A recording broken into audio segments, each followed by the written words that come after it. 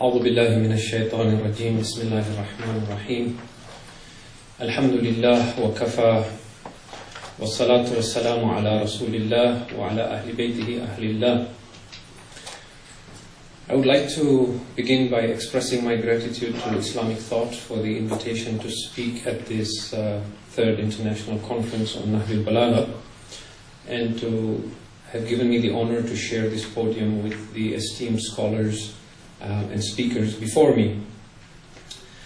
Before I begin discussing my subject, I would like to share a quick thought on the importance of Nahjul Balagha and why this conference is so significant. I grew up in a small sleepy town in East Africa, and in my early years as a teenager, we had very few resources available to us in the English language. And I had a few Islamic books at home, two of which that I relied on heavily was the S.V. Mir Ahmad Ali commentary of the Quran. It was the only one available to me in English at the time, and a copy of the Nahjul Balagha.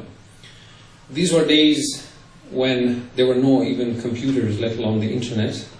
So the younger generation might not even be able to relate to this.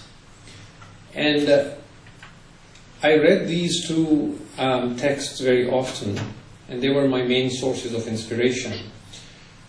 And I had a cousin in the later years who was studying in Qom, and he would write to me about all the wonderful gems available to us in Islam. And in those days, because we had no computers, we used to communicate through snail mail, so just writing letters to each other. And he would mention all these wonderful works of tafsir and irfan and hadith and so on. And I remember once asking him that if you have the Quran in Nahjul Balagha, what else have you felt the need for to give you inspiration besides this? And I know I was somewhat naive in asking that question, because in time, as I struggled and learned the Arabic language, I discovered many of these gems myself. But amazingly, as I continue to grow old and I come full circle, I still come back to that same question and ask, what else do you need to find inspiration to turn back towards Allah and the hereafter after the Quran and Nahjul Balagha?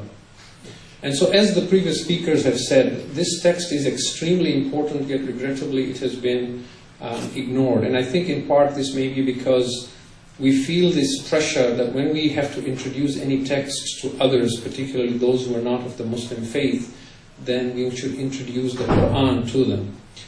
But we must see the Quran as Nahjul Balagha as a sister text to the Quran, and there is nothing wrong in gifting our friends with a copy of both these books.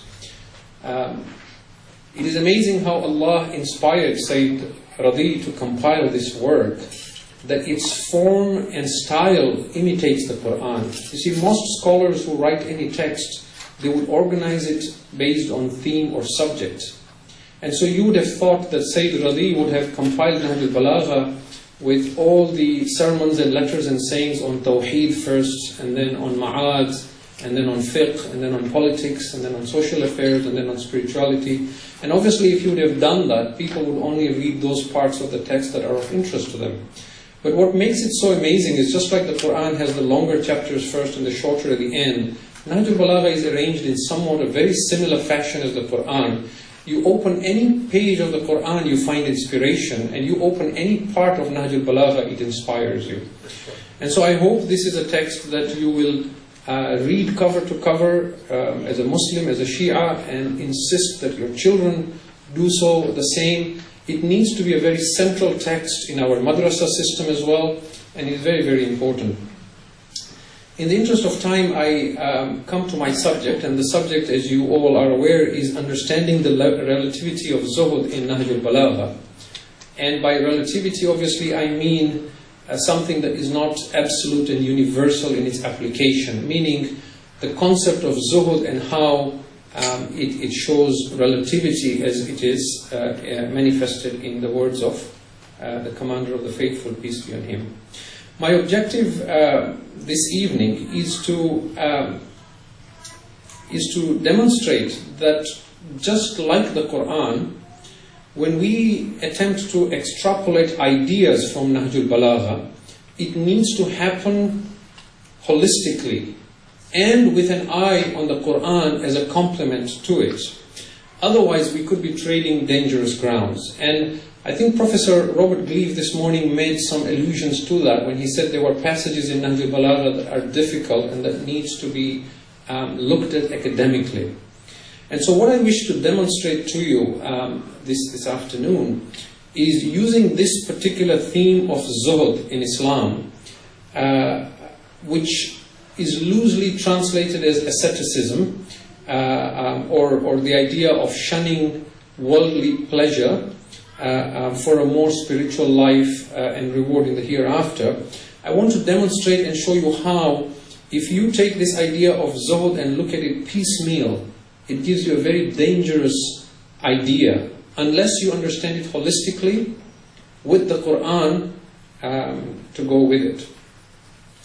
We're all aware that Islam speaks very highly of moderation in all matters, including ascetic practice. And I will in particular demonstrate two apparent contradictions in Nahjul Balagha. One of these is that even though Islam teaches moderation, I will show you that when you look at Zohd, or the concept of being an ascetic or asceticism in Nahjul Balagha, it suggests a rather extreme idea.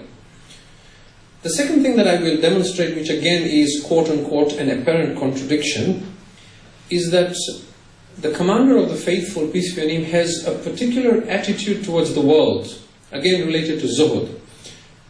When he talks of dunya, he's very, very critical of it, extremely.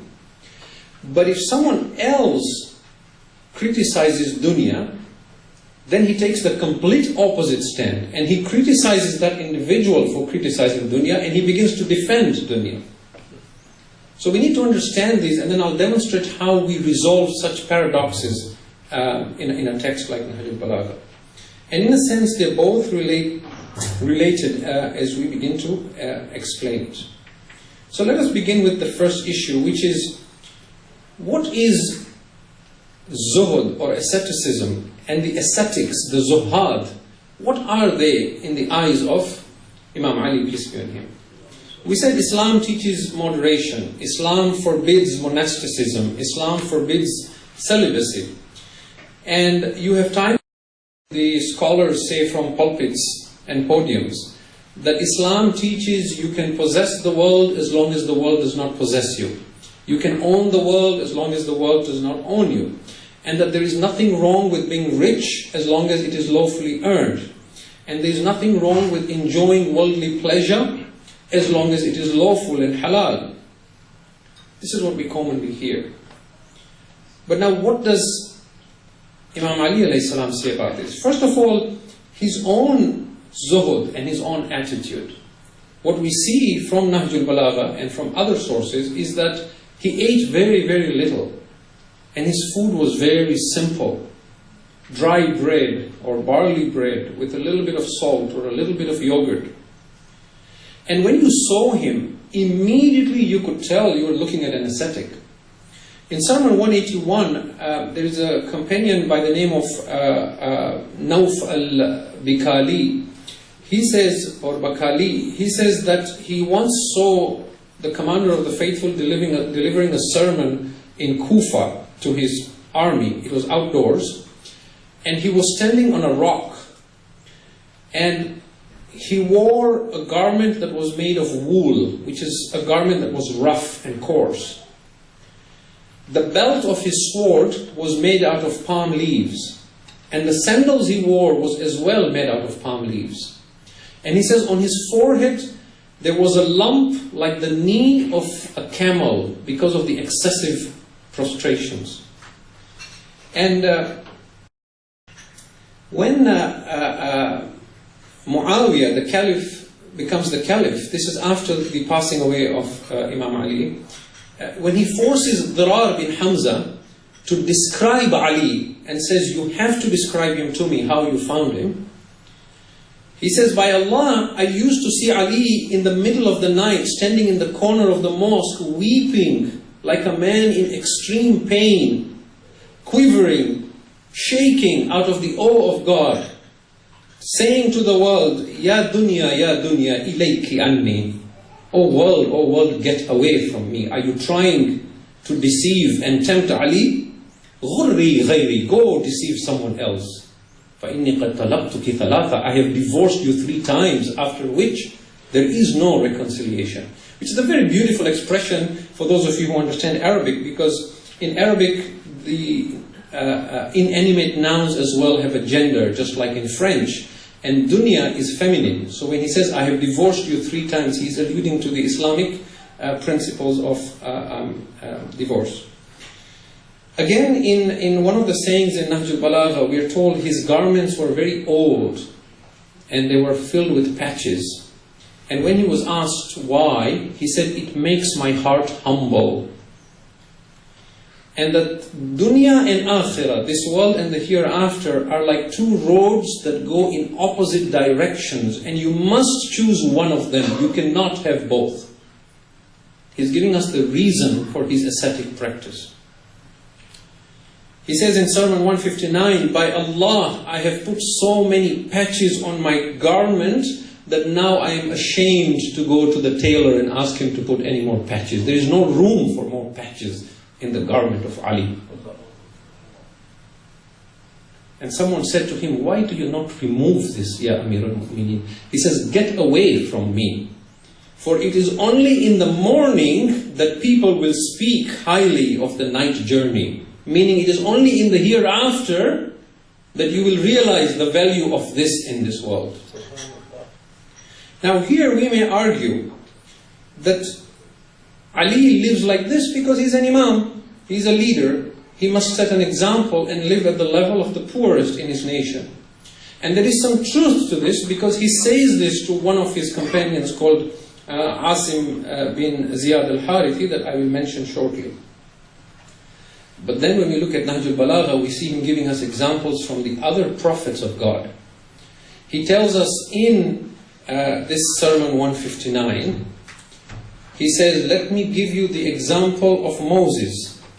Moses used to fast so excessively and ate only the green herbs or herbs from the ground, so much so that the greenness in his belly was apparent because of how thin he was.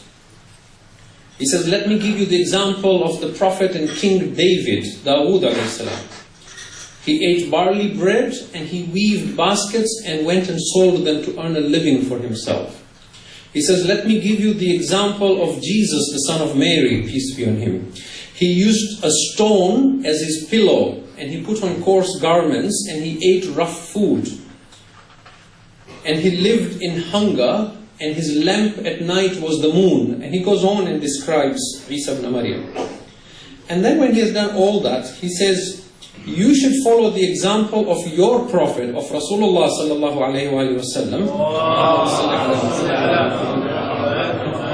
He says, the most beloved to Allah is the one who follows Rasulullah. And he says, the messenger of God took the least share from this world and did not take a full glance of it. Of all the people, he was the least satiated and the most empty of stomach. And you know, we have some traditions to say that the messenger of God, blessings and peace be on him and his family, he used to have a rock that was very flat and thin. And sometimes his hunger was so excessive, he would tie that rock to his stomach with a belt. Now keep in mind, we're trying to understand this in light of Islam teaching moderation, right? He says, if one of the wives of the Prophet put up a curtain that had some embellishments and pictures related to the world, the Prophet used to say to his wife, oh such and such, remove this from my sight, because when I look at it, I remember the world. And thus, Imam Ali says, he removed his heart from the world and destroyed its remembrance from his mind. And he loved that the allurements of this world should remain hidden from his eyes. Now, it is very clear that he's asking us to take the Prophet as a role model. But you might again say, these were prophets of gods. Besides being role models, they had to live with higher spiritual values. And that the times of the Prophet were very different, particularly in Mecca and in the early days after the Hijrah. There was a lot of poverty, there was a lot of hunger, and that might explain it. But now when we come to his companions, we see that when his Chief Justice, the Qadi Shuraih bin Harith, purchases a large home for 80 dinars, he immediately writes to him and severely condemns him. You can go read this in letter number 3. When his governor in Basra, Uthman bin Hunayf, attends a lavish dinner at a rich man's house to which the poor are not invited, he immediately writes to Uthman bin Hunayf, Yabna Hunayf, I am disappointed in you, that you went to eat at a rich man's house where the poor were left out. If even one morsel that you ate was unlawful, you shall be taken to task for it. In Sermon 208, he calls another companion, Al-Ala bin Ziyad al-Harithi, when he notices he has a large home. He says to him, what will you do with this vast house in this world? And then he gives him an idea. He says, if you want to take this house with you to the hereafter, then entertain guests and be good to your family. And through that you might be able to take your home with you. Now, we might again argue here and say, well, these people were people who held authority. They were governors, they were chief justice, they had a power in the government of Ali, they represented him, they were his ambassadors, they were his face and image to the people, and therefore Ali wanted them to live at his standard. But now here is the problem. If you continue looking at Nahjul Balagha, we see that he doesn't just stop with himself or the prophets of God or his governors. In that same sermon, letter 45, in which he writes to Uthman bin Hunayf, his governor in Basra, and condemns him for attending that rich, lavish party, he begins to praise his Shia. He says, he talks about the Shia as the person who bears adversities patiently, and when sleep overpowers him, he uses his hand as a pillow and lies on the mere earth, along with those who fear the day of judgment and stay awake in the night. Along with those whose lips are constantly moving in the remembrance of God and whose sins have been dissolved because of the excessive repentance. And he calls them noble persons who will certainly secure salvation. In that famous sermon 192 or 193, where he describes the God-weary, the muttaqun to Hammam, he again uses this idea that the pious are those who spend the night in worship, reciting portions of the Quran, and when they come across a verse of paradise, they become eager for it. When they come across a verse of hellfire, they begin to quiver in fear of it. And then he says, during the day they are enduring, learned, virtuous, and God-fearing, these muttaqeen, or muttaqun. The fear of Allah has made them thin like arrows. And then he goes on to say, and if one of them looks at them, this is Ali saying, if you were to look at one of these muttaqeen, these truly God-weary, you will imagine that they are sick. There is something wrong with them physically. But they are not sick, he says. And when you look at them, you will think they have gone mad. But they have not gone mad. Rather, it is a great concern that has made them mad. And that concern is the day of judgment. Now he's talking about general people. He says in Sermon 218, he says, the believer is one who kept his mind alive and killed the desires of his heart until his body became thin and his bulk became light, and an effulgence of light of extreme brightness begins to shine before him, and it leads the path for him and takes him to the right path. Now, one of my favorites from Nahjul Balagha is one of the short sayings or aphorisms, which is number 299 in my English translation, but 289 in the Arabic one. He doesn't give us any name of this individual that he's describing, but he says, كَانَ لِي فِي مَا مَضَى أَخٌ فِي اللَّهِ. In the past, I had a brother of faith, a brother for the sake of Allah.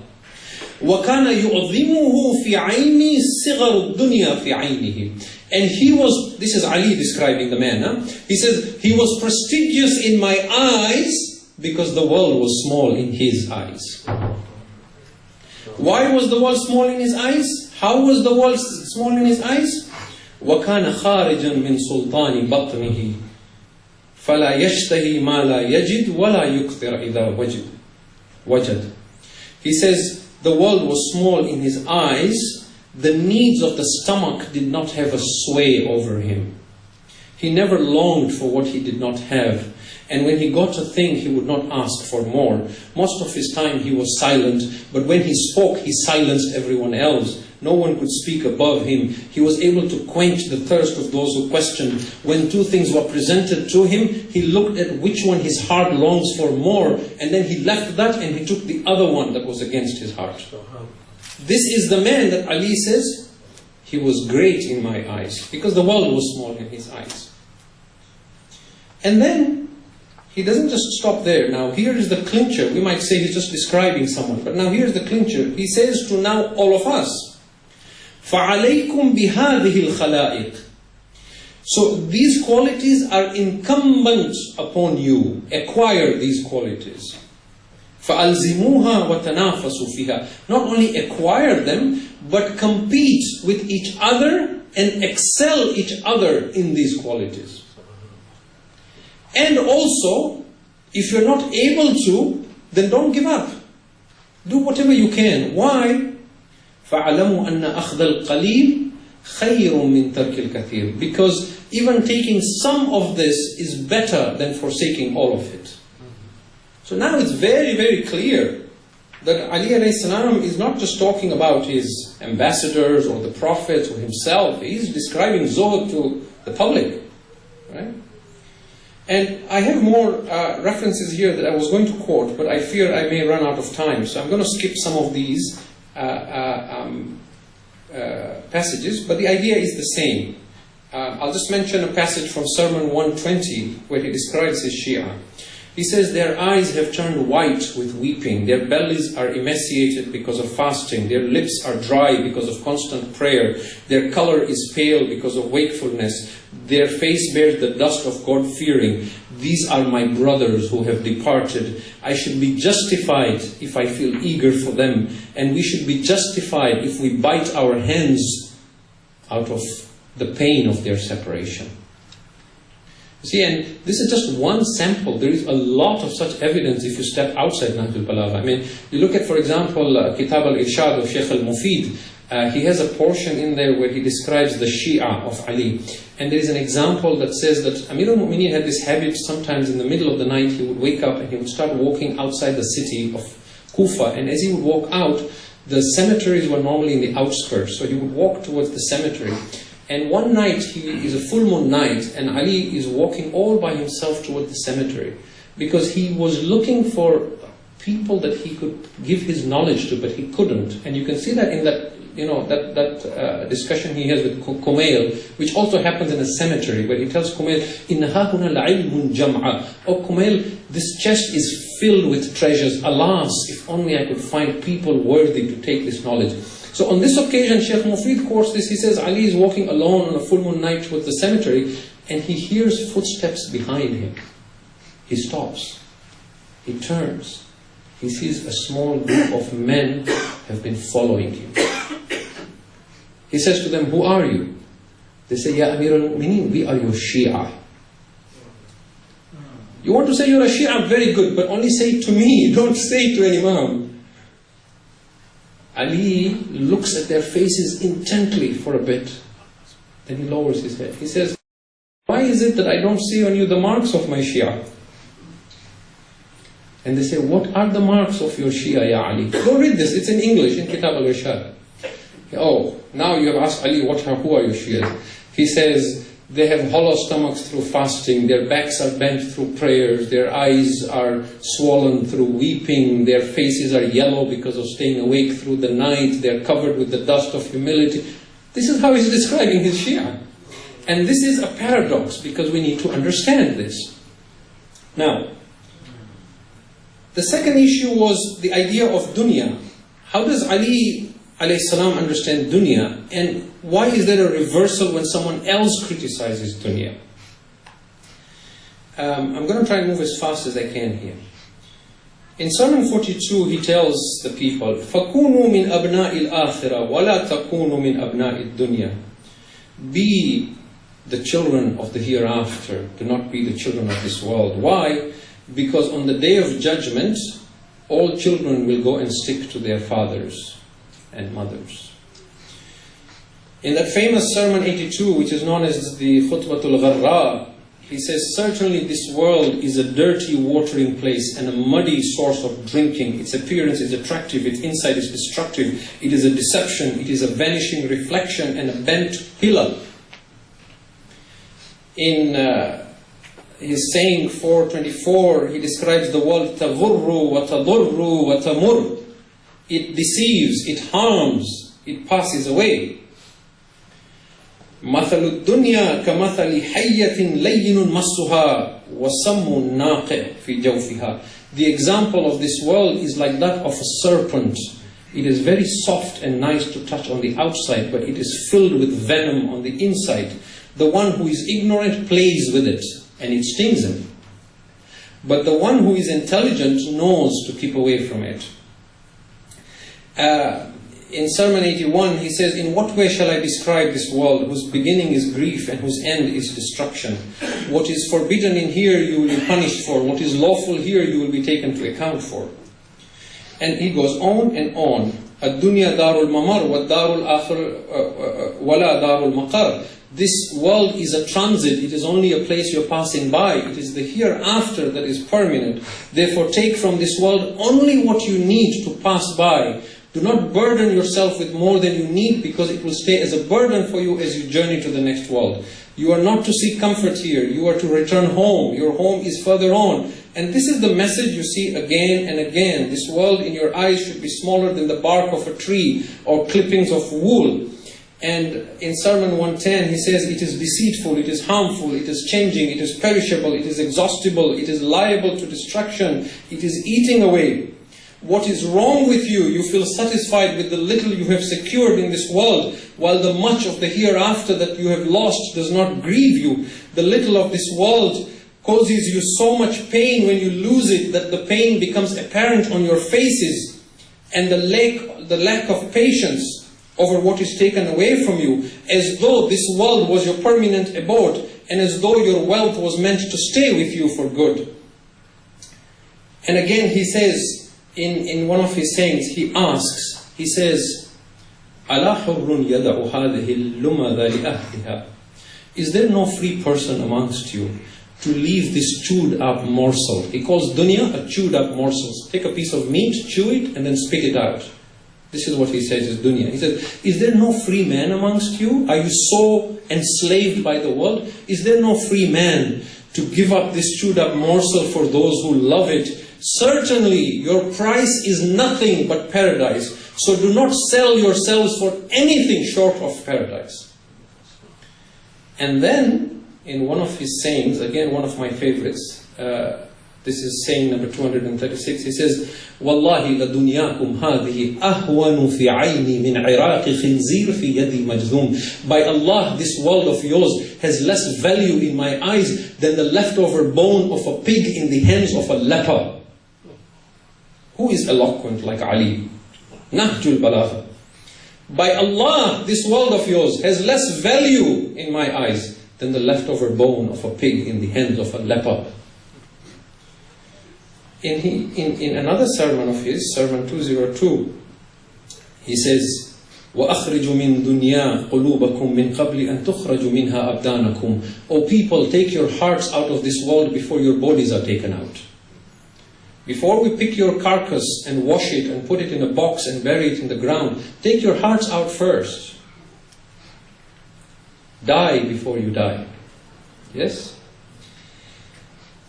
And he goes on, and he describes this world and says, those who run after this world are like barking dogs, devouring each other, the stronger devouring the weaker, the bigger trampling over the smaller. Now, in contrast to this, one day, Imam Ali alayhi salam, sorry, how much time do I have? 10 minutes? Okay. In one occasion, Imam Ali alayhi salam hears someone abusing the world and condemning it. As soon as he hears this man, he stops it. He says, "Oh, you who are blaming the world, you have allowed yourself to be enticed by it, and now you're blaming it? Do you have any right to blame and accuse it when you are the hypocrite and the sinner? When did the world cause you to lose your intelligence and reasoning? Did the world conceal from you the fact that it is temporary? Did the world conceal from you the fate of your forefathers? Has the world kept the resting places of your mothers a secret from you? How many times have you sat beside a sick man and the doctors have come to see him and they have lost hope for him and you have seen him die? Certainly, now he's praising dunya. This world is a house of truth for those who look into it carefully. It is an abode of peace and rest for those who understand its ways. It is a place of acquiring knowledge and wisdom for those who want it. It is a place of worship for the friends of Allah and the angels. It is a place where prophets received revelation. It is a place where the virtuous do good and righteous deeds, and they are assigned reward for it. It is only in this world that you can trade your actions for eternal rewards. Who are you to abuse the world when it has openly declared its mortality and its calamities and that it is temporary and fading away? There are people who will praise this world on the Day of Judgment because of how they took advantage of it to build their hereafter and they benefited from it. Now,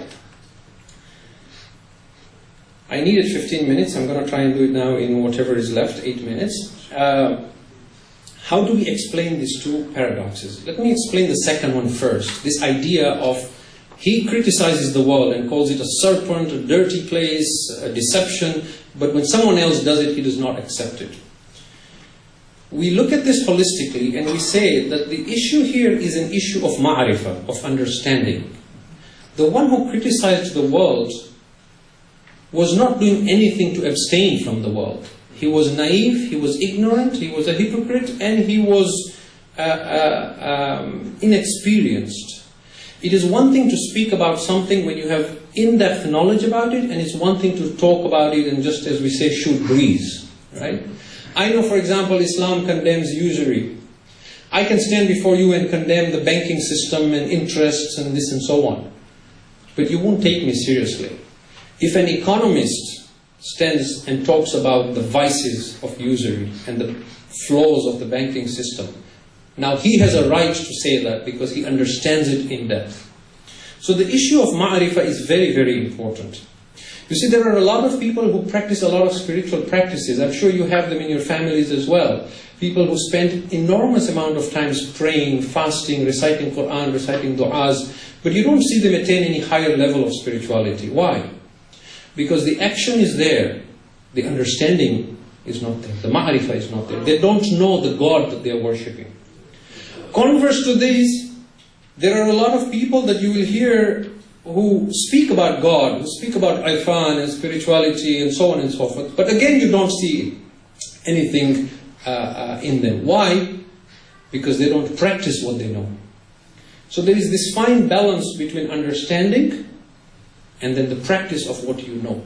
And unless these two come about, we don't really attain any special status in terms of zuhud or irfan or anything like that. Which is why the Imam in one of places in Nahjul Balagha, he says, there are many people whose fast is nothing but hunger and thirst. And there are many people whose prayers all night is nothing but just staying awake in hardship. Okay, so the issue of ma'rifah is very, very important. And again, in the interest of time, I'm not going to elaborate here. But there is also a saying in Nahjul Balagha where a man said in front of Imam Ali, Astaghfirullah Rabbi wa atubu ilayh. And Imam Ali condemns him. He says, woe be unto you, may your mother weep over you. Do you know the meaning of istighfar, that you say astaghfirullah? Now we're told to saying istighfar is a good thing, right? Why does he condemn him? Because he sees he is just saying it, but there is no understanding of what he's saying.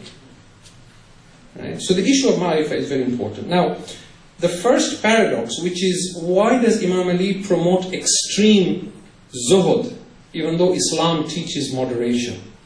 Here, the common answer we normally get is because the time he lived in was very materialistic, and so he had to tip the balance. Or we say that the Imam had to set an example for others.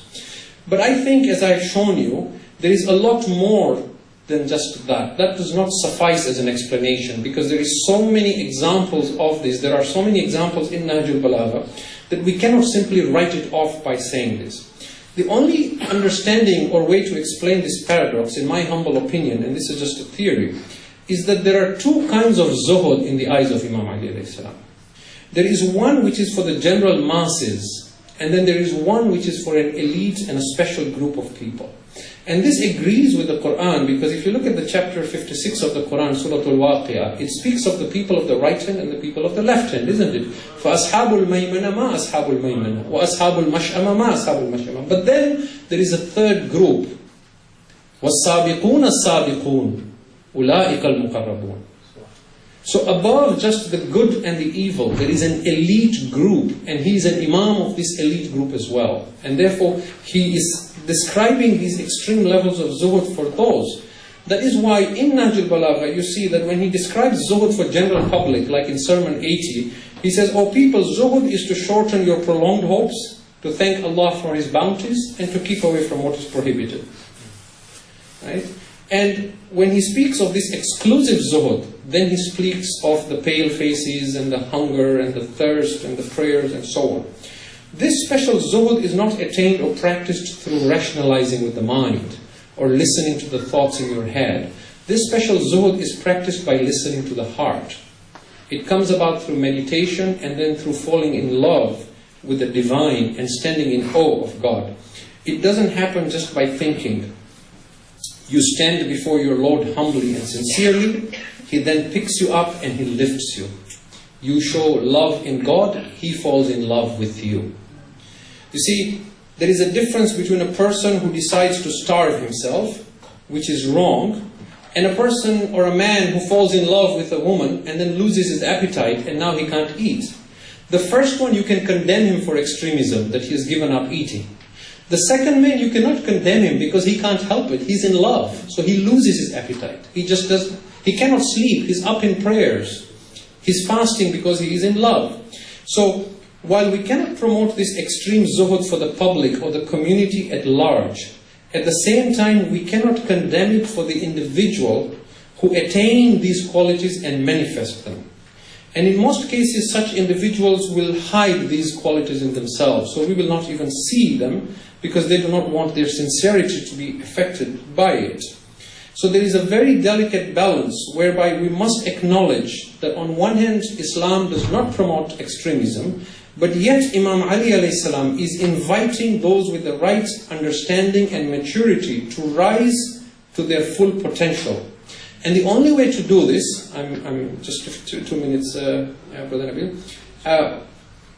The only way to do this is to observe the seerah of Imam Ali alayhi salam. Observe, for example, and this is very, very fascinating. Imam Ali alayhi salam wears patched clothes, stays up at night in worship, feeds the poor, speaks of turning away from the world and extreme asceticism, but he does not abandon society. He makes a perfect role model, and a fantastic role model actually, because of how he demonstrates these extreme forms of zuhud in a practical manner. Look at his life.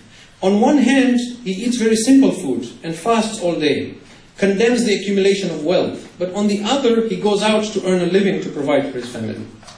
He wears very simple clothes and patched clothes, but he gives the best of garments to his servants. He shuns worldly pleasures, but he doesn't divorce his wife or adopt celibacy. He does not want khilafah, he does not want position in this world, he is focused on the hereafter, but he continues to fight for justice and he takes a pivotal role in society to promote good. At no point does he flee from society in search of God or in search of truth like the Buddha or like Ghazali or like anyone else. At no point does he promote monasticism or celibacy. He teaches us that we can be useful members of society while journeying on our own as individuals to the highest realms of spirituality and God consciousness. In conclusion, I wish to make 3 points very quickly and I'm done.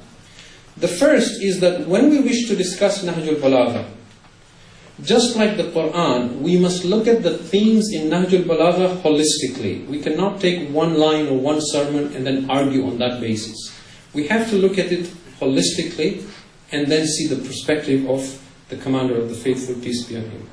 The second is that we must distinguish between an individual who approaches ascetic practice with the mind alone, attempting to rationalize and ritualize the practice, from one who does so with the heart out of an expression of love for God with self-realization.